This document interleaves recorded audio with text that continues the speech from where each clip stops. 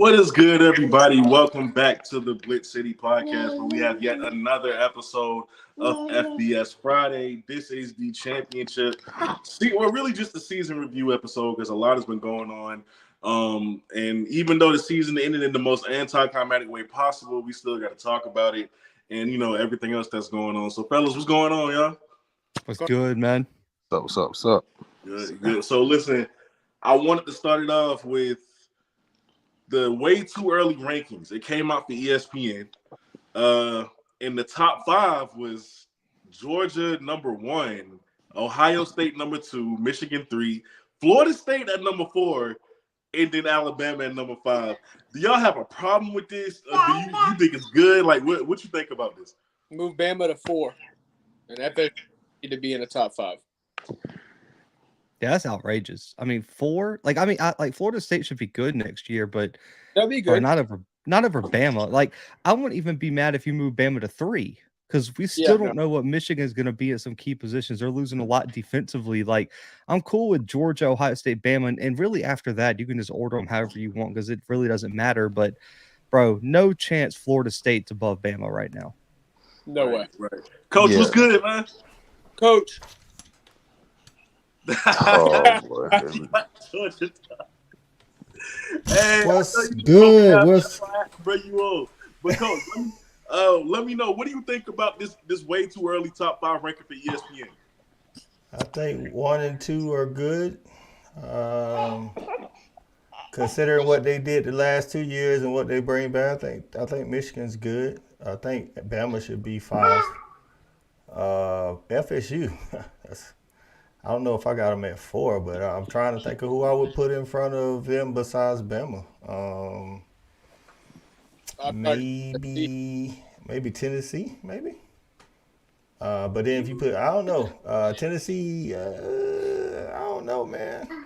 I think Alabama should be in front of Florida State. That's the only thing I definitely think. Other than that, man, I think after 4, man, you can make an argument for a lot of different, like Oregon. They all lose key pieces. I don't know. Do the receivers for Florida State coming back? I have no idea. They got some. I know that. What is it? He was 20. Coach, you might remember this because I think y'all almost landed him. Keyshawn Helton. Yeah. He transferred out. I think he was one of their upper class guys. But I think they got a young squad. Honestly, I know they got a veteran defense coming back next year. Well, see, Jordan Travis is good, but he was also good because they had 2 really good receivers. One was like 6'5" or so. Like, you can't just, you know what I'm saying? Like, that's why I wouldn't have Tennessee really in the top 5 because, I mean, the guys they got good, but they're not Jalen Hyatt. They're not, what's his name? Cedric Wilson or whatever his name was. So, it get kind of muddy after 4, man, to be honest with you. Yeah. Stop being cowards. Put Tulane in the top 5. Why not? Put Tulane in the top 5. Stop being cowards. I mean, like I said, you can make a case for USC even though they lost to Tulane. I mean, they're going to have offense, but can they stop anybody? I don't know. Oregon lost all their linemen, but they, it's Dan Lennon maybe. He lost that monster at middle linebacker, too. I wouldn't even be mad at LSU. LSU's returning a lot of talent. Yeah. I could make a case for them too. You're right. And like my man said, they lost what's his name? The crazy linebacker. He's crazy. Justin Flo. Yeah. He got some loose screws, but he went to Arizona and Noah Sewell is going, he's entering the draft. So I mean, it is Dan Lanning, so defense shouldn't be that bad. But you lose 4 out of 5 offensive linemen, and that's really what your team was based around. Bo Nix might look like he looked in Auburn. I don't know. We'll see. R.I.P. to Oregon then. Hey, all right. Yeah, let's switch these. Let's switch this. All right. I'll tell RJ you. Young's Penn State and Washington. Yeah. RJ Young's top 25 came out, and there's one thing that I had wrong with this. Colorado is only there for Deion Sanders. Let's be honest right now.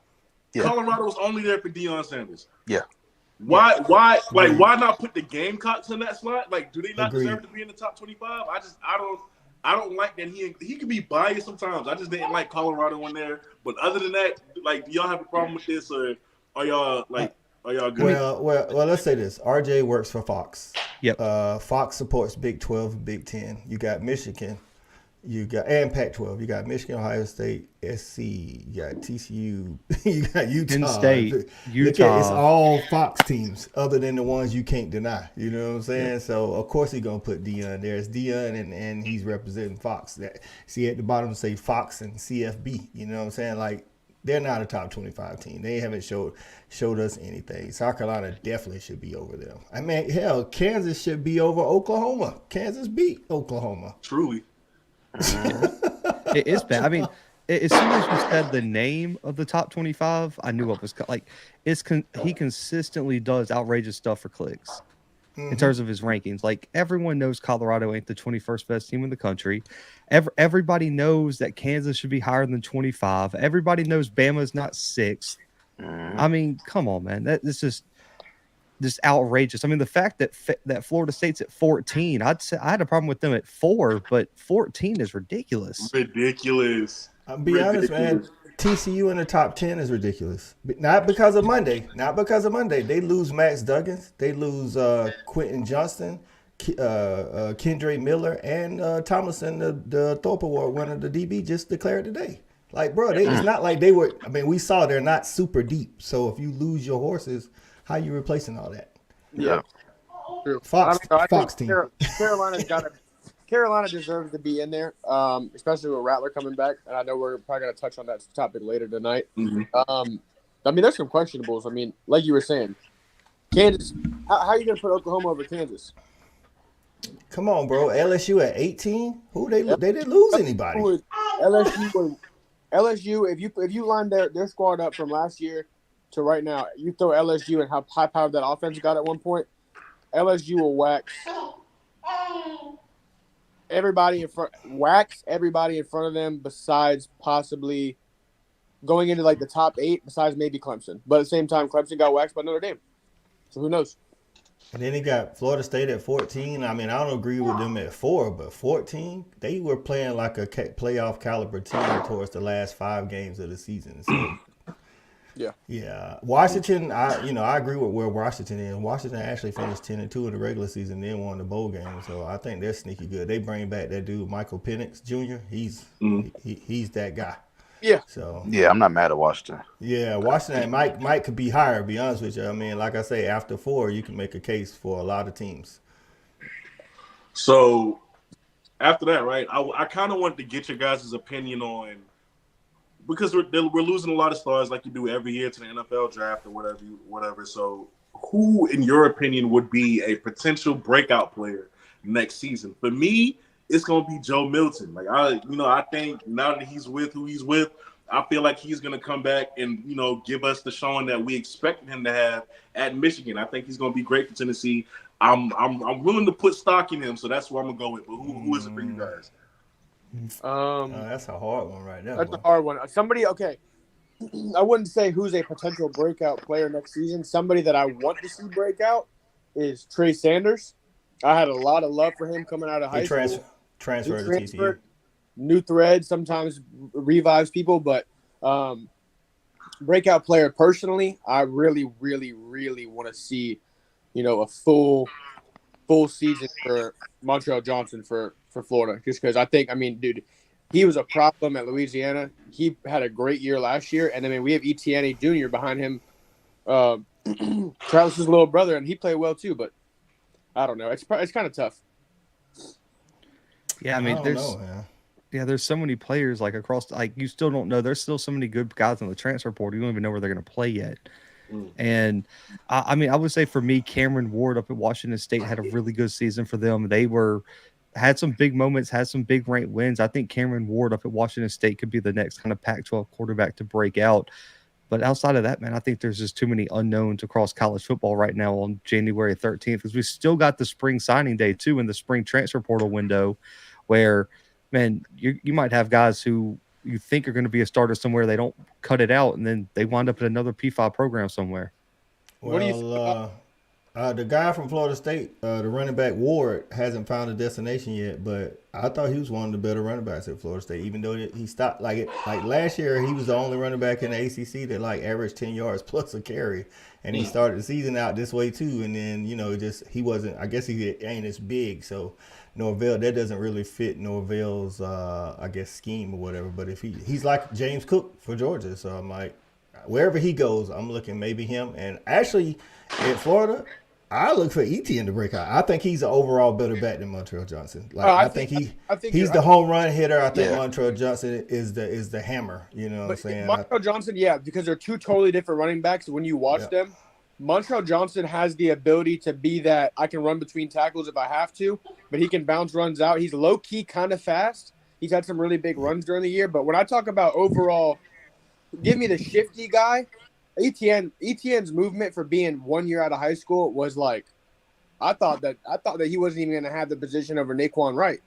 But listen, Etienne looked better. He didn't have the stats that his brother had because his brother freshman year probably got more carries, but Etienne looked better than his brother like freshman year. Like, I think that he's going to be a problem. I was really happy. I think one thing that I did want to touch on, not say a breakout player, but do it was good.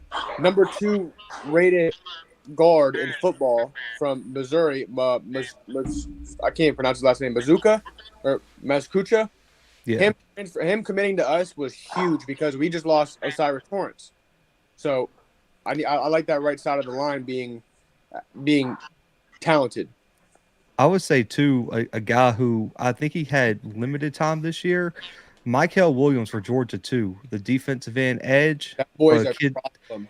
I mean, he didn't get a lot of shine. I mean, he played really well, especially through the playoff games of the national championship. But, man, next year I think he's going to be an absolute animal, man. Like, if he puts a little bit more weight on him, problem. Oh, yeah. What is he, Coach? He's what? He's a young kid. He's only like 18, 19, isn't he? Yeah. He's a true freshman this year. He's like, I think he's like 260. He actually, I mean, technically they didn't list him as a starter in the Oregon game, but he was out there for the first defensive snap. So he started all year. He's same size Trayvon Walker. Like, yeah, he's like 6'5", 265, something like that. So he's actually, as of right now, he's our best one-on-one pass rusher. We got some other guys that might step up, but yeah, Michael Williams is a problem.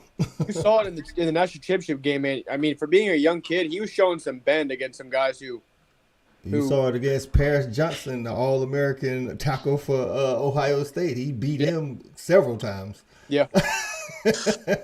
and Paris is like that. So, him and Broderick Jones are like supposed to be the top 2 tackles taken in the draft.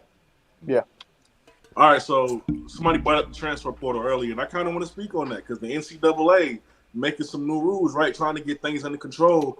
I assume all of y'all have heard about the new transfer portal rule, but just in case you haven't, and Blue, you can kind of, correct me if I'm wrong, but they're trying to make it to where players they don't want players to hop in the portal multiple times and transfer to a different school. I think they're trying to make it to where after you do it one time, you're going to have to sit out a year unless you meet certain requirements that allow you to play automatically. That's right.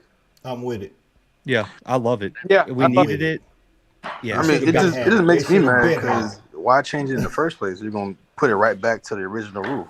Well, it's not the original rule. You couldn't just transfer one time. You had to you could transfer, but you had to sit out automatically. Yeah. You had to sit out the first time. Now they're saying you can still do the one time free, but the second time, like a JT Daniels, like the guy that played at Ohio State. I missed that part. Yeah. The second time, now it's like the second time. Now you got to do the old rule where you got to sit out a year. I think it should have been like that when they first instituted the transfer portal. You say give him one free. I'm good with one free. Maybe you made a bad decision. I don't know. And then once you transfer, though, it's like, oh, bro, you can't keep hopping. You know what I'm saying? Unless you graduate. Once you graduate, you do whatever you want to do. Yeah, and then they still have like the exception where if your coach leaves, you still get that free entry to the transfer portal. Like, so all this argument people are having, like coaches can leave whenever. Yeah, so can players if their coach leaves. Like that's a stipulation. But at the end of the day, the point of you going to school is to get your degree. Regardless if you want to make it to the league, regardless if you want some opportunities, sponsorships, the goal is to get your degree at the end of the day.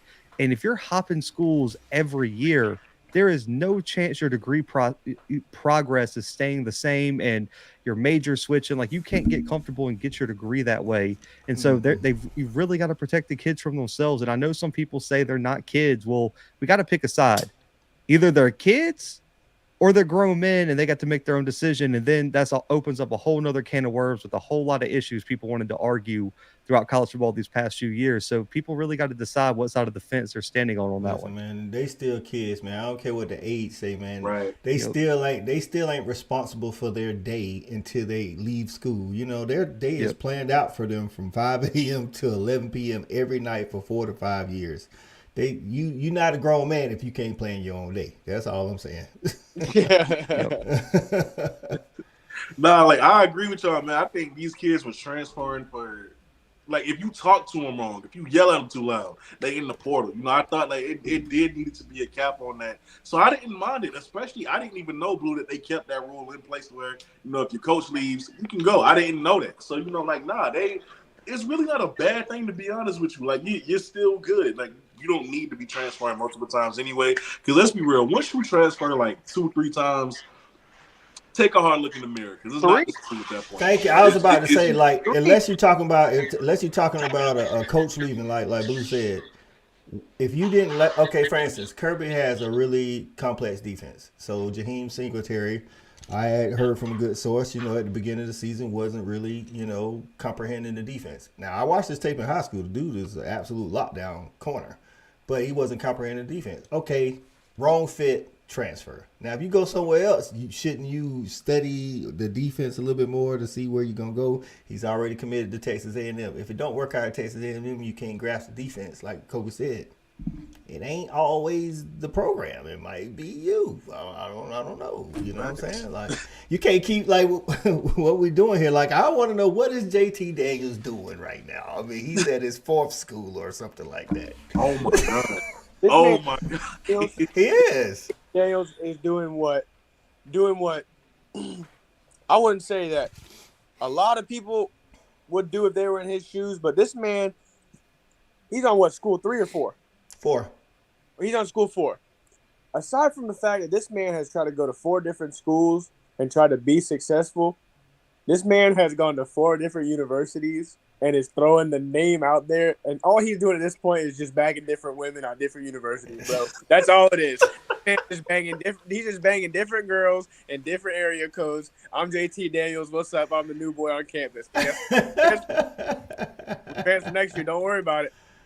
How many years of eligibility does he still have? That's my question. I still think he has 2 because of injuries. Well, no, you have to understand. A lot of people are playing this whole thing with the rule change, the new rule change. A lot of the talk you see, like, I mean, when I say talk, I would say mainly through Twitter, is people throwing around. Well, all these guys that haven't used it, they still got the COVID card.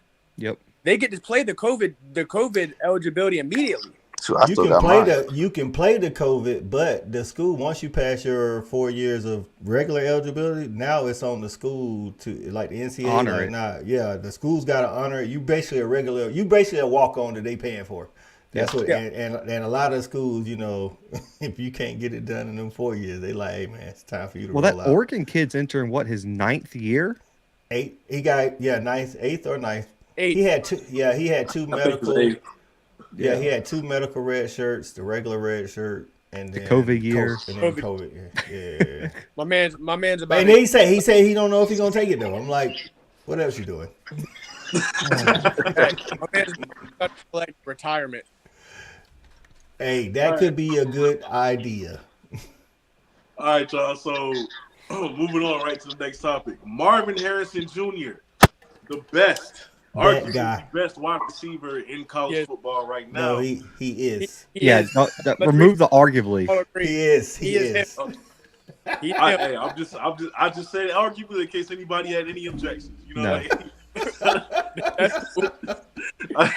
So there's been rumblings that he may leave Ohio State, or that he at least should leave Ohio State. Do you guys believe that he should? No. Or let me say this. Let me bring this into the picture. Is there anybody that's going to take his position as top wide receiver, or who's even close to taking it, right? Not when you're talking about NFL draft, no. Right. So that's my thing. Why not take the JaMarr Chase route and sit out? For what? Why not? But Marvin Harrison Jr. Listen, think of the situation this man's already in. He has one of the best, not only recruiters for his position, they get to surround him by other talented individuals that they can scheme to take as decoys away from him. So they, even on the plays where they know it's going to him, he still gets to be out there knowing, okay, I'm going to be the first read. Who else has that potent of an offense that he's going to transfer to that's not named USC? Or in a year where you're transferring and going into a different quarterback change, to where, are they still going to toss the ball like that in Alabama? Are they still going to toss the ball like that in Clemson?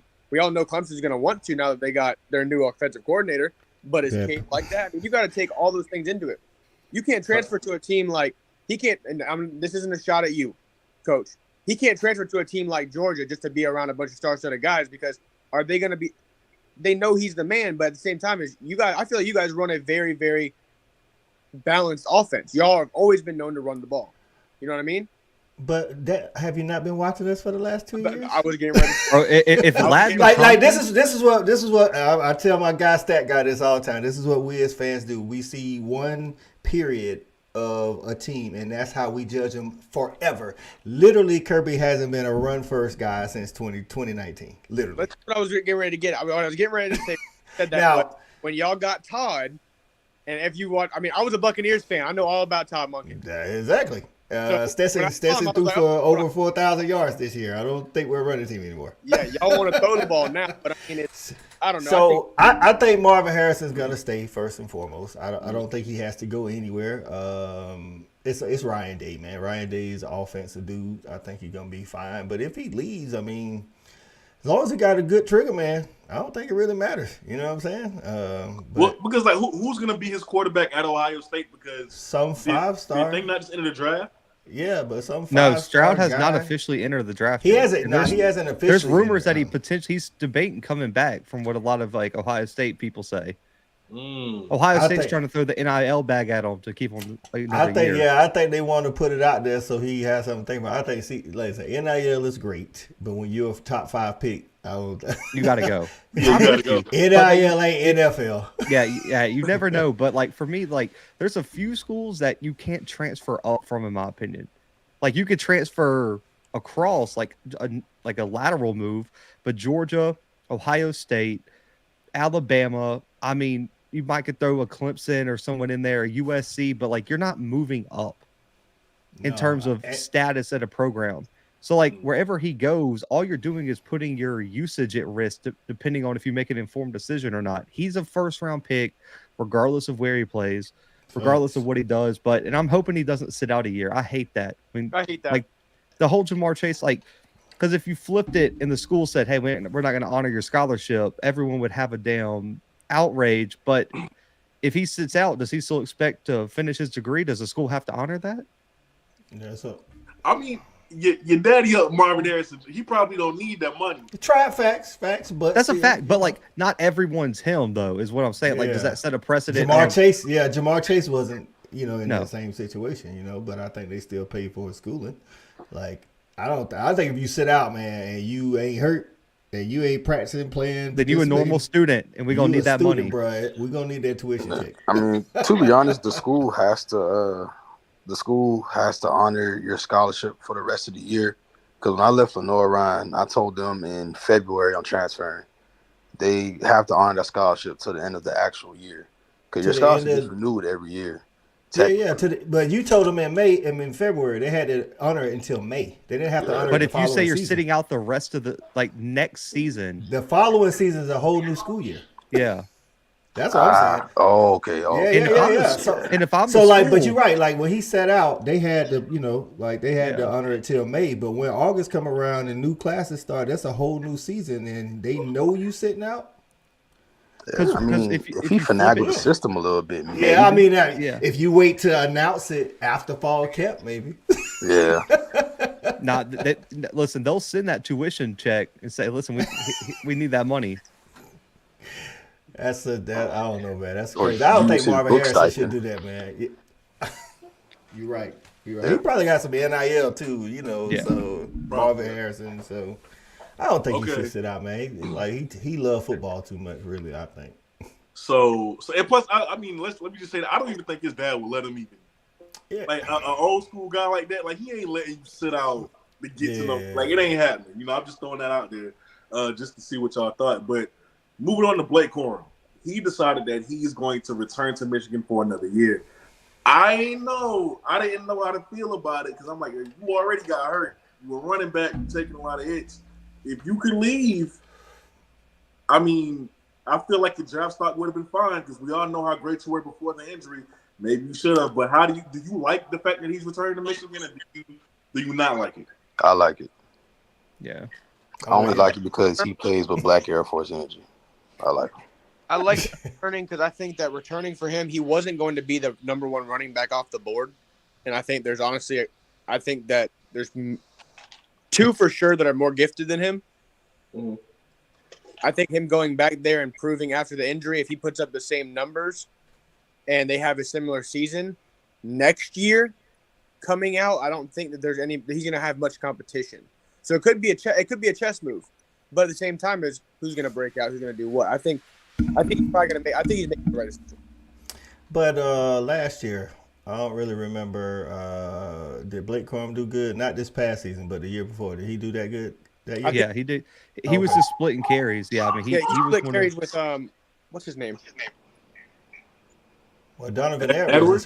That's who he split carries with this season. There was another running Edwards back. Edwards was a true freshman last season, and I don't remember who the other guy was. Hang on, I'm about to look it up now. I forgot who the other guy was, but he still had over 900 yards, though. Okay. All right, so 2 seasons. I like the decision because I don't think he's a first or a second rounder, or maybe he's a third rounder. I mean, he's kind of slight in size. He doesn't catch great out the backfield. Hassan Haskins.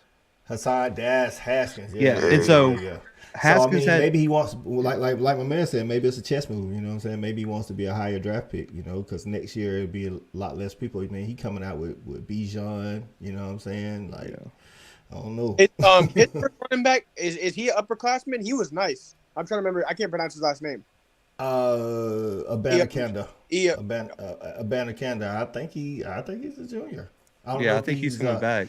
I was about to say he hasn't declared it if he's not a senior. So. He was eating this year.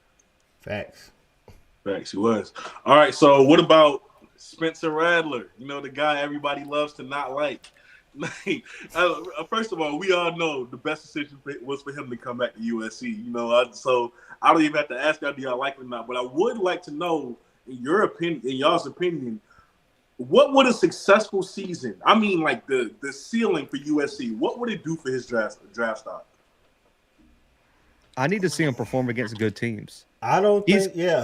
He's consistently underperformed in the biggest games. Like, go back. I know how great they were at the end of the year. Clemson was kind of falling off. They really didn't play anyone big. Go watch that Georgia game and how atrocious he looked against Georgia. Watch the Florida. Florida game, the Arkansas game. Yeah, there was a few games. And even going back to his Oklahoma days, he would have great games against mid-level teams. But as soon as they played someone worth a damn, like the Baylors, man, Baylor would embarrass him. Dave Aranda's defense would give him fits all day long. I need to see him perform in the biggest games. I think what Blue says is true. I think his draft stock is not going to necessarily depend on South Carolina's success, but his own. Spencer Rattler is a turnover machine. Bro, I don't care if they win 6 games or they win 10 games. If this dude throw all the interceptions like he has been, I mean, what are we talking about? But if he goes out and he has a year where he throws less than 12 interceptions and he throws for close to 30 touchdowns, I think regardless of, what South Carolina does, that shows that he can go out there and, like you say, he can play in the biggest games and they still lose or whatever. I think it's dependent on his success, like what he does. Honestly, yeah, I agree. The thing for his draft stock is if he declared, sixth round? That's what I was gonna ask next. If you're a GM, if he decided to leave right now, Where are you taking Spencer? I ain't gonna say 6th round because you gotta think, man, he got to go to the combine. You know what I'm saying? And he has physical tools. I don't know about 6th round. The combine and get the combine love, but I mean, the thing is, for his draft stock, by staying, who is he projecting himself against? CJ Stroud, he's got him. If CJ Stroud stays, he's got him and Caleb Williams. And Caleb Williams, you're gonna probably go over CJ Stroud if Caleb Williams does what he did last year. Yeah, let's just say we're gonna think CJ Stroud gonna leave this year. But you're right. I think the draft class is a little bit heavier this year than it will be next year. I think Caleb is the class next year. Yeah. I think Spencer would go ahead of a guy like Cam Rising, even though I would take in college Cam Rising over Spencer. But he can't spin the ball like Spencer. You know what I'm saying? And a lot of NFL guys will probably think they can come in and correct some of his, coverage reads, because that's a lot of times he makes the wrong read. That's what it is. It's the reason why they projecting Will Levis so high. It's the physical tools. You know what I'm saying? Everybody's watching Kentucky like, why is he projected as? He's literally projected as the first quarterback to go. You know what I'm saying? And it's like that's how they look at. I think they look at Will Levis. Will Levis over Bryce, the over first CJ. quarterback. If these boys, listen, I'm gonna leave it. I'm gonna leave it as sweet as possible. If I have my TV on and I see 32 GMs, there's 2 GMs, and there's a pool of names, and there is Bryce fucking Young, and you're gonna take a guy that puts mayonnaise in his coffee, and low key. Here you go. Low key mid. He's been mid. Oh, listen, man. I didn't say he was good. I'm telling you what the talking media heads are saying about Will Levis, dog. I'm not saying. I'm saying if that's my team, Phantom over. Phantom is over. No, that screams Mel Kiper like all over it. Like, I feel like Mel Kiper is the one who came up with that projection just because he loves quarterbacks with the big physical tools. I hope not. I hope somebody would not be crazy enough to take Will Levis first. But Mitch Trubisky went second, right? Tell him, Blue. Tell him, Blue. Mitch Trubisky isn't bad, man. Stop. Okay, stop. Get him off the screen. He did. It's not bad. But to be fair, how many of us knew Patrick Mahomes would be what he is now? That wasn't the conversation. Did we think Mitch Trubisky deserved to go second? Bro, no. Daniel Jones was a top 10 pick, bro. Daniel Jones came out of Duke and was a top 10 pick. Because I get the Baker Mayfield misses because Baker Mayfield's a legendary college quarterback. Like you had to take that chance. He was a playmaker. Yeah, he was. Yeah, I get that pick, but the Will Levises, the Daniel Jones, who else do you want to throw in there? Like, even I get the Ryan Leafs because at least Ryan Leaf produced in college at a high level. But come on, man, that's no way. Tim Tebow. At least he was a winner. I was about to say at least Will Levis can't beat Vandy. That's true. Oh my God. Vandy? They lost to Vandy? Bro, look at his stat line against Vandy. He completed like 40% of his passes with like 3 picks. Look at Eddie coming through. Blake Bortles, Jake Locker. That's what I'm talking about. Like all these dudes is taken in the first round. Let's not talk about losing to Vandy. Next topic, please. Oh, my bad, bro. That was a sensitive one for you. Yeah, Vandy got your name tatted on them. Bro, that stadium has been for 15 years a home game for Florida. Lost for everybody. Yeah, it's always a good trip to Nashville. It's a bad time.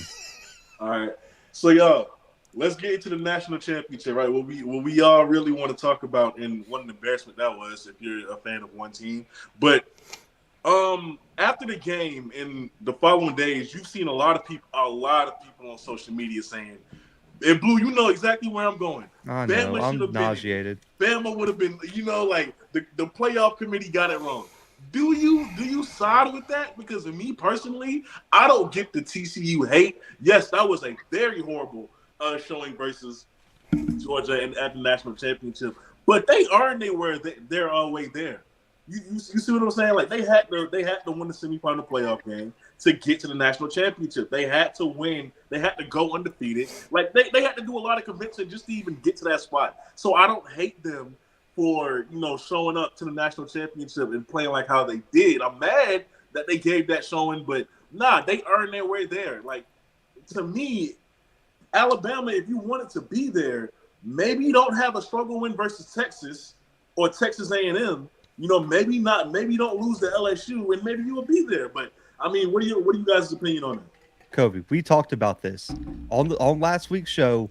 I told you Georgia played a C- game against Ohio State and still won. And I said the scariest thing in college football is that day where Georgia comes out and plays an A+ game.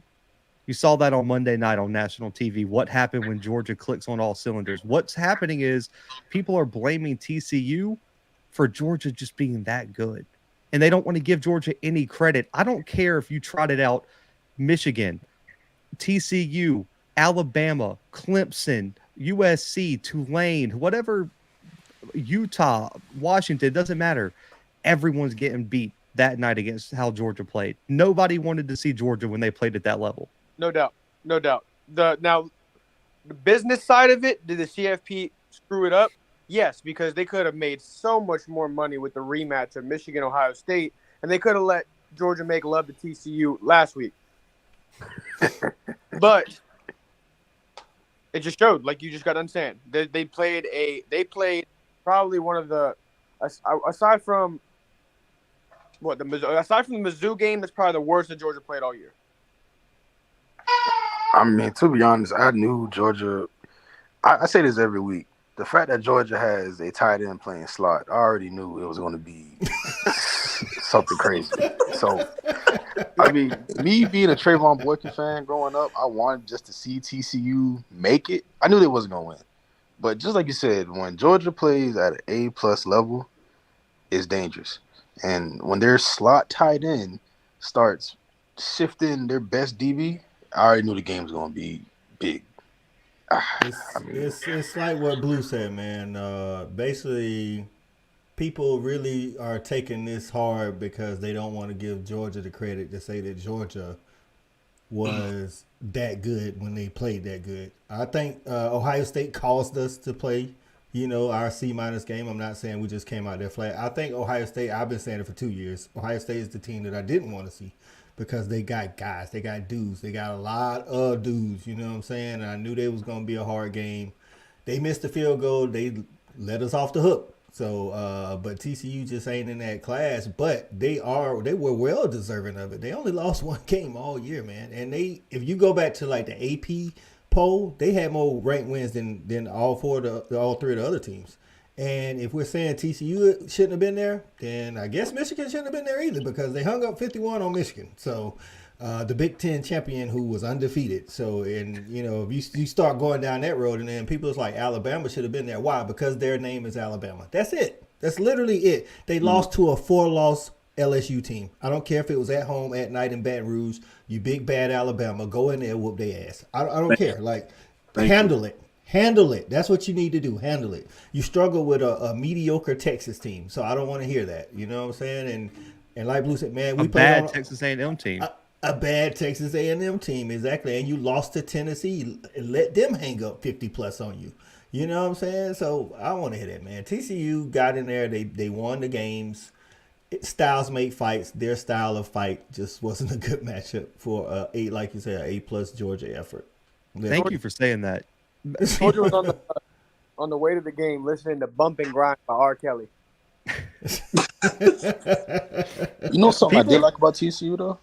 I don't know if anybody else noticed, but their D-line is incredibly fast. I mean, I don't know if anybody else saw that. And this is one thing about TCU that you right. Their D-line is fast, and they're fast because that's the only part of their defense that they sub out. They don't sub their linebackers. They don't sub their DBs. And after a while, man, you get tired. You know what I'm saying? So you got to have depth. You know what I'm saying? And I try to tell Ohio State fans that, hey, man, I know Marvin Harrison is that guy. But if we're talking statistically, he hadn't had a catch in the Georgia game after the 10-minute mark in the second quarter. But because he was on the field, you have to prepare for him different. You know what I'm saying? So, but I'm just saying, TCU's defensive line, they like that, you know what I'm saying? But they ain't had no help, dog. Well, I mean, like too, like I'm glad you said that because people forget this in college football. It's even more so in college than the NFL, in my opinion. Styles always make fights. That's why I hate this whole transitive property fans like never to use it. It never use it. Does not work in college football. I don't care if y'all play the exact same team 2 weeks apart. It has zero bearing on what's going to happen when you match up with that team. And Ohio State was built to give Georgia's defense problems because they have superstars in key positions like a CJ Stroud, like a Marvin Harrison Jr. And I don't hate anybody on TCU's offense, but they didn't have a Marvin Harrison Jr. anywhere on that roster. And as great as Max Duggan is, he's still not CJ Stroud. And on top of that, too, the offensive line was so big for Georgia and so athletic that when they ran that 3-3-5, even though they loaded down inside in the box, all Georgia did was that they were big enough to get one-on-one matchups. And if you get one-on-one matchups and block people in a 3-3-5, any coach, anyone who's played offensive line, if you handle the nose and either of the two tackles with one or two guys and they get to the linebackers, it's over. And as soon as those tackles and guards got to the linebackers and stopped the TCU linebackers from pursuing, they bounced the runs outside and there was nobody there. And Georgia picked on them all game long. And they had no response and no changes in their scheme. And I don't think if they made a change that they were going to compete with Georgia that night. TCU just wasn't going to be able to beat Georgia on any night in this week. Michigan would have got the same treatment. Like Blue said, Ohio State has the guys, they have the offense because as we know, our secondary, when we go man to man, if you run crossing routes, long crossing routes, and you can give your quarterback time, that gives us problem. Ohio State had a good enough line to give C.J. Stroud time. C.J. Stroud is literally one of the most accurate quarterbacks in college football, and they got elite wide receivers. So that's going to always give Georgia problems. TCU's trying to run, seam routes and comebacks. And, you're not doing that. And then when they tried to run crossing routes, they couldn't block our defensive line. So he didn't have time to throw the ball. So just a bad matchup. That's just all it is. And Michigan wants to run the ball, and you're not going to run to win against Kirby Smart's defense. Not run to win. You can run, but you ain't going to run to win. So that's another bad matchup. Well, look at the Bama game. That's how Bama beat Georgia in the SEC championship. They ran Jamison Williams on so many crossing routes, and they could not stop it because he's so damn fast. That's how they won the SEC championship. They would run crossing routes, and Georgia didn't get pressure on Bryce Young. And if you have a wide receiver wide open, Bryce Young is going to hit him. And that's the difference in the championship last year. They stopped trying to be cute, and they sent pressure out to Bryce Young, and we was in the backfield all night. That's it. It's just, it's simple, man. But, people, they don't want to face it. Like, Georgia literally is that good. I'm sorry. They just are.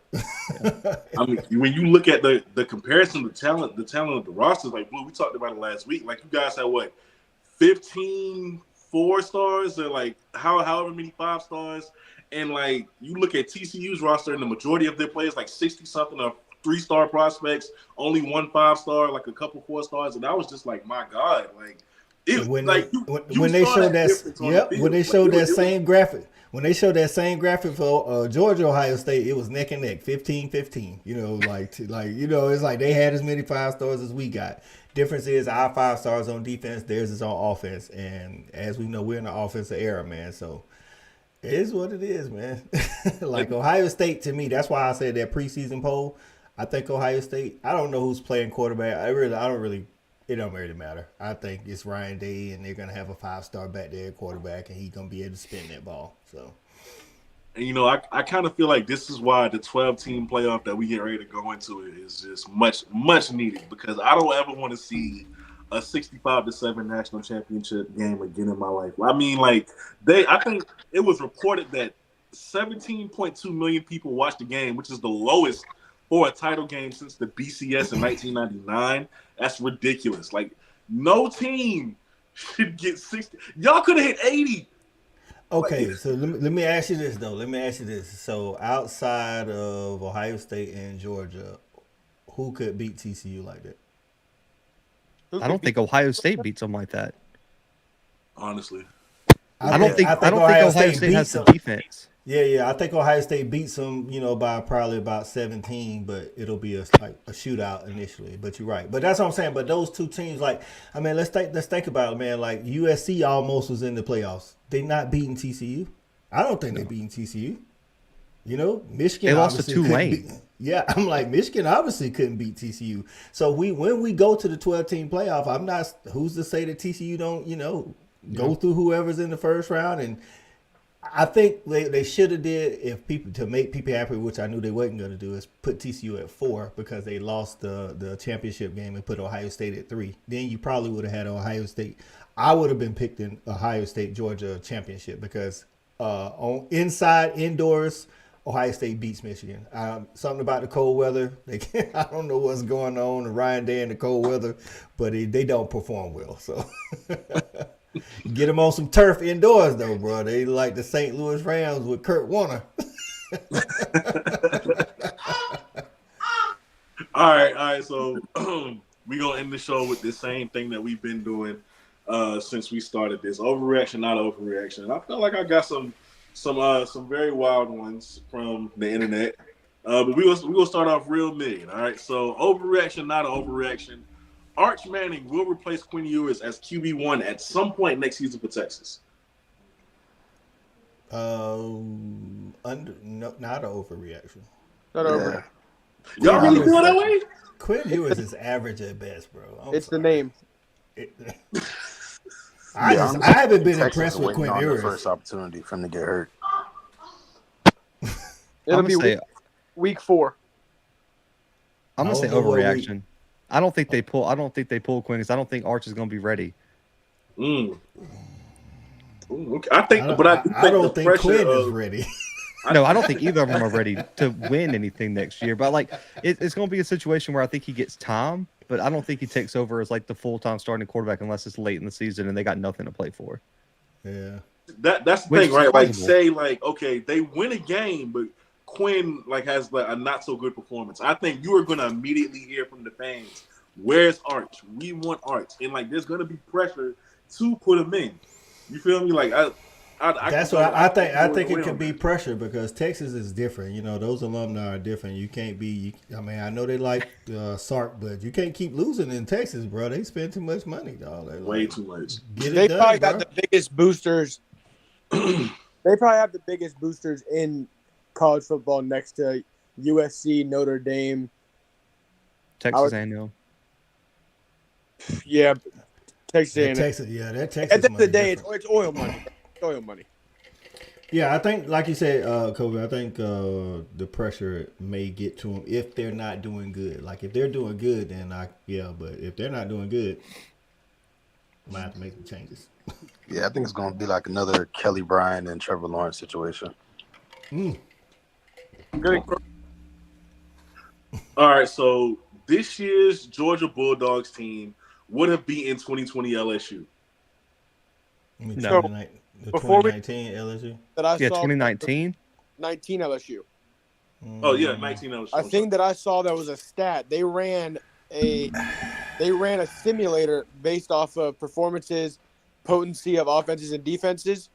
You know that they had LSU as a 6.5-point favorite over Georgia? I think 2019 LSU beats this championship because of two things. I just told y'all how to beat them. You know, with the elite wide receivers running across the routes with a guy that can spin it. LSU 2019 did that. Also, one of the reasons why they beat us in the SEC championship that year, first of all, our team was trash with Jake Fromm's third year, but we couldn't get to Joe Burrow. And one of the things that we wasn't great at this year was putting pressure. We didn't have those one or two guys that can beat the one-on-ones.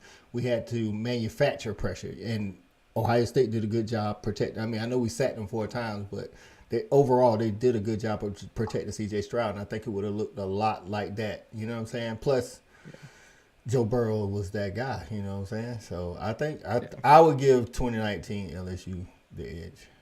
Yeah, I would too. I mean, especially when you look at Burrow's a lot. In my opinion, Burrow's better than Stroud, and you have Marvin Harrison Jr. You had 2 guys who were on that level of Marvin Harrison Jr. and Chase and Justin Jefferson, and on top of that, you had Marshall, and you had Moss at the tight end spot.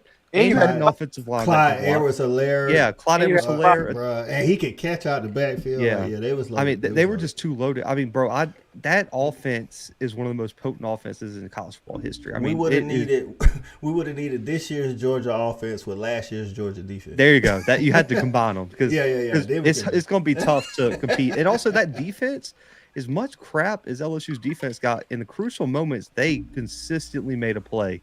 Right. And so you got to give them credit on that one because they did have some corners now. They could cover. And so it'd be really interesting to see how those DBs matched up against Georgia's wide receivers. Yeah. Okay. All right. So, Coach, I definitely want to hear your opinion on this. Stetson Bennett is an all-time great at UGA. He the GOAT. Yep. He the GOAT.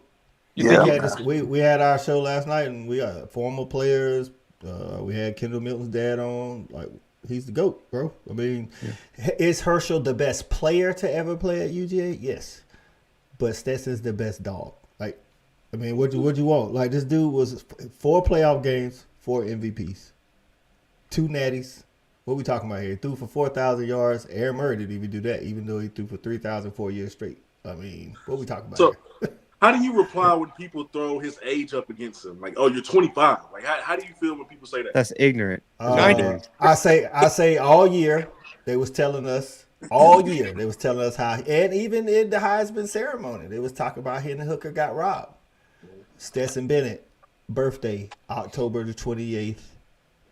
Hendon Hooker's is January the 13th. He's literally less than 70 days younger than Stetson. So if we talking about age, you got to talk about everybody's age. Hendon Hooker literally is almost the same age as Stetson, only by like 2 months. So we never mentioned age with him. I'm like, what are we talking about here? Hendon Hooker was in college just as long as Stetson. So, I mean, if we're going to give Hendon Hooker the credit, we got to give Stetson the credit. Well, you probably remember it obviously better than some of us because we're a little bit younger guys, but correct me if I'm wrong. 1998, Chris Weinke was 28 years old when they won the national championship, correct? Yeah, somebody tried to defend that today on Twitter saying that because he played baseball first. I'm like, I don't care. He still was old. Yeah, he was 28 years old. Brandon Weeden, 28 years old? I forget about Brandon Weeden. Oh, my God. Brandon Listen, was 28 years old. What's crazy is man had a wife. Nobody cared about his age in 2020 when he was older than most quarterbacks then. You know what I'm saying? So nobody cared about his age until we won a national championship. Now they're like, oh, he's super old. Like, okay. Well, Hendon Hooker, y'all was ready to hand Hendon Hooker the Heisman, and he's literally the same age. Well, this is like eventually you got to give the guy his respect. All I hear, it's ridiculous. Like let's just be honest. They take away points because he doesn't look athletic. Like that. Let's just keep it a buck. And he was a walk on, and they take away points because of how he looks. Man, the kick and ball. That's just what it comes down to. And you could say it's the talent around him, but if you're not a Georgia fan, outside of Brock Bowers, there is 90% of college football fans who couldn't name a single wide receiver on that roster. Listen, like I said earlier, when they put up the graphic against Georgia, Ohio State, same amount of 5 stars. Difference is their 5 stars mostly on offense. Our 5 stars mostly on defense. Yep. And come on, bro. Our leading receiver this year was Ladd McConkey. Come on now. Let's stop it. He was a 2-star. Bill Belichick's golden child. He's drooling over Ladd McConkey right now. The guy that nobody can check that didn't stay healthy, but he showed in the Oregon game and he showed in the Ohio State game and the championship, A.D. Mitchell. A.D. Mitchell was a 3-star. I mean, what we're talking about here. You know, Brock Bowers wasn't even the number 1 tight end in his class, by the way. He's not a 5-star. Really? Exactly. No, he was a 4-star. Darnell Washington is the only receiving target that was a 5-star. Running backs, wide receivers, tight end. Darnell Washington. Actually, he wasn't even listed as a tight end. He was an athlete, but he was a 5-star. Yep. That's it. Didn't he transfer into Georgia? No, that was Eric Gilbert, who was a 5-star from LSU, and then he's back in the portal looking for somewhere to go now. So, quick question: Where do y'all? Because I'm intrigued on Stetson in the draft coming up. Where do you take him? Like, say he impresses at the pro day, he impresses at the combine. What's the highest he goes in your opinion? Third. Day two. I think day 2. Fourth round. Only because I think what's funny is they're gonna talk about his stature more than they talk about Bryce's stature. Bryce is actually smaller than Stetson, by the way. A lot smaller. Like Bryce is the smallest QB going into the draft. He's why like they're 170. saying. That's what they're saying. CJ Stroud would go ahead of Bryce. I mean, they both awesome quarterbacks, but CJ Stroud 6'3", a little bit thicker. Bryce is like maybe 5'11", maybe, and he's really like little, like frail. Yeah. Like Tua, small, short, but he's thick. You know what I'm saying? So they worry about his durability. So that's why Bryce is not being considered as the best, the number one overall quarterback to be taken. Yeah, you put Bryce, guys of similar stature, Baker Mayfield, Kyler Murray, thicker. No, they're all bigger. They're thicker guys. Yeah, all of them. But, like Bryce is little. Like Bryce little, like Lad McConkey little. Like he's little. Yeah. Like 170 is outrageous for a quarterback at the NFL. But he's good, so somebody's going to take him in the first round. But that's why, because that's the same thing. Even with out of the FCS, like they're picking on Lindsey Scott's at like height and weight, and he's 2 inches taller than Bryce Young and weighs like 30 pounds more. Is Lindsey Scott the dude who had 71 touchdowns? Yeah.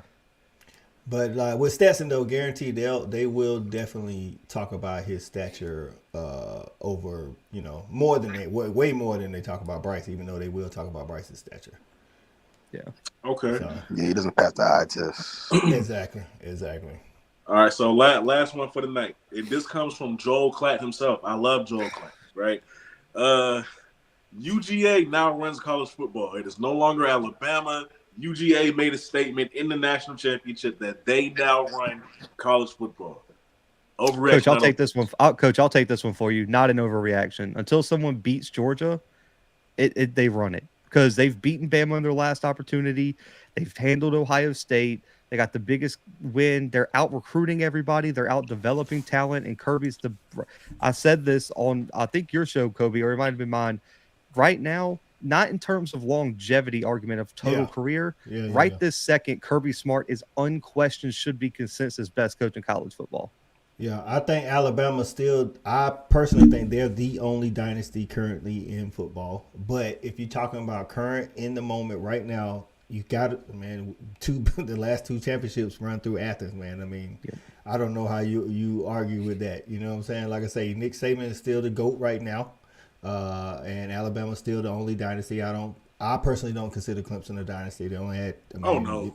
I don't consider Georgia a dynasty. I don't consider Ohio State a dynasty. Any of that. But Georgia does currently run college football. Like basically, like I saw. I don't know if y'all see him, Funny Man. He's an Alabama fan. Yeah, he's a comedian. love Funny Man. So I do too. Funny Man said Kirby's 1-4 against Nick, but. And then somebody replied, well, we're not comparing ourselves to Alabama. People compare themselves to us now. And that's just what it is. I mean, what we doing here? I think I even saw a graphic of like your last 6 bowl wins and like the margin of which y'all won like got higher each year. Like y'all are definitely, I got to agree with that. Y'all are definitely on top right now. It's crazy. Like it. And also they're the first repeat champion in the college football playoff era. Yep. That's something to hang the hat on. No one's repeated since the playoffs started. And think about this, man. In a portal era where kids can just roll out, and you know what I'm saying? Like, come on, bro. What we talking about here? Like I say, Alabama's still the only dynasty, but right now, UGA definitely runs college football. Yep. It's like a really weird thing too, because like at the time when Kirby was hired, I was dating a girl in Atlanta. Her dad was a season ticket holder, bro. Like 50-yard line, like row 4, bro. Insane. I'd go to the games with them. I was at the game where they lost to Vandy his first year. Vandy. Yeah, I was at the game where they lost to Tennessee with the Hail Mary. Like I was there for multiple games his first season. I went the next year with him to a few games. The difference from year 1 to year 2 was ignorant. And how much talent he brought in and how much he developed the guys who kind of sucked the year before. Like, and I remember talking to the alumni there, and they were like, listen, we don't care what happens this year. Next year, we're going to be good. And they were. And Kirby did 2017 with Mark Richt's players, not his. Yep. You know what I'm saying? Like Sonny Michel, Nick Chubb, all that defense, all those DeAndre Baker, all those guys were Mark Richt guys. And I mean, he's had the most wins for a first-year coach in the SEC in the first 7 years, like in the SEC. And you brought up the 2019 LSU. While I do think the 2019 LSU would beat this past season's Georgia team, if we're talking about margin of victory, it's not even close. It's Georgia. Yeah. Over top 25 teams, yeah, it's not even close. It's Georgia all the way. Clay, Trey, what y'all think? Going to have to bring back the 2001 Canes for Georgia. There's nothing. We don't want that smoke. We don't want that smoke. There's nothing to disagree about. I mean, if they haven't lost until you beat them. They're currently the top of. They're the pinnacle of college football at the moment. They're the Mount Rushmore.